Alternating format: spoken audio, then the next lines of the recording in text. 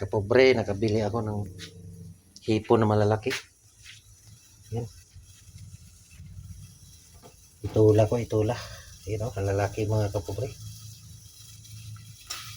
Ito yung paborito ko.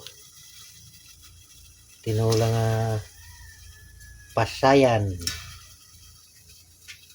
Hipon na malalaki.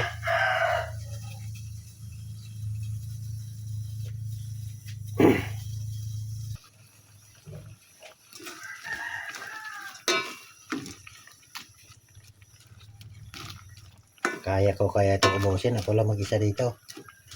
Yung asawa ko nasa Cebu na naman. Lumayas na naman. Hindi ko pa alam kung kailan uwi yun.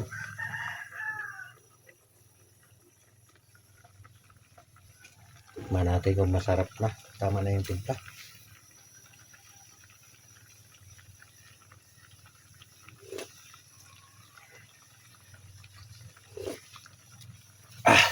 Ito na ang timpla. Nakakarami tayo nito ng kain. Yan, dilaw-dilaw na. Takpan ko muna para hindi pagkakaluto. Bihira lang kami dito mga kain ng ganitong hipon kasi malayo ito dito sa kinukuhanan ng hipon. Pero pag doon ka sa Altamira makatira, andun yung karamihan ng huli sila ng hipon doon. Kaya kahit araw-araw ka gusto kumain, makakain ka doon. Pag mayroon ka pambili, pag wala ka namang pambili, ikaw na mismo manghuli. Mayroon naman ako panghuli, pero tinatamad ako. Luto na siguro ito mga kapobre. Ay, luto na. Nakain na nga. Kakain ako nito mga kapobre. Sandok muna ako. Kasi gutom na ako talaga. Tanghali na. Okay na mga kapobre. Kain na tayo. Almusal na tayo mga kapobre. Gutom na. Ito isaw-sawa ng hipon. Lagyan natin ng sili.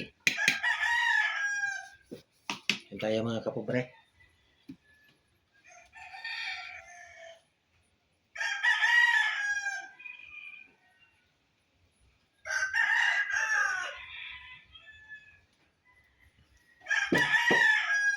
So, malalaki mga kapobre yung hipon.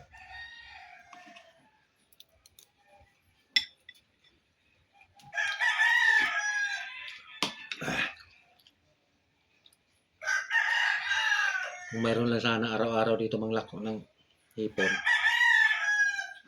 palagi ako makabili. Minsan lang kasi pumunta rito.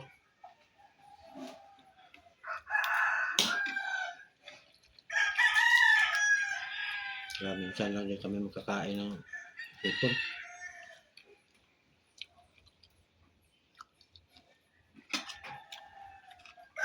Saan tayo mga kapobre?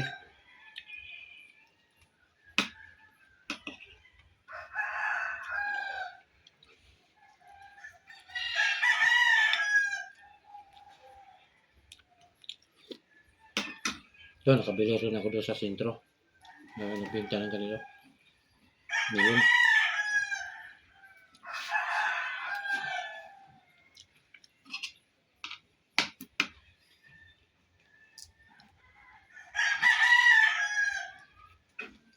Meron naman ako panghuli ng ganito.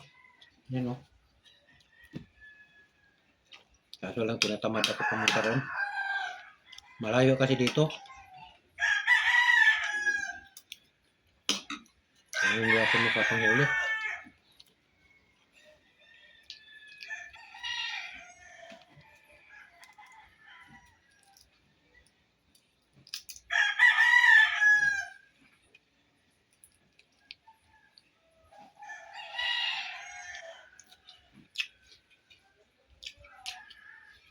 Thank you for watching mga kapobre.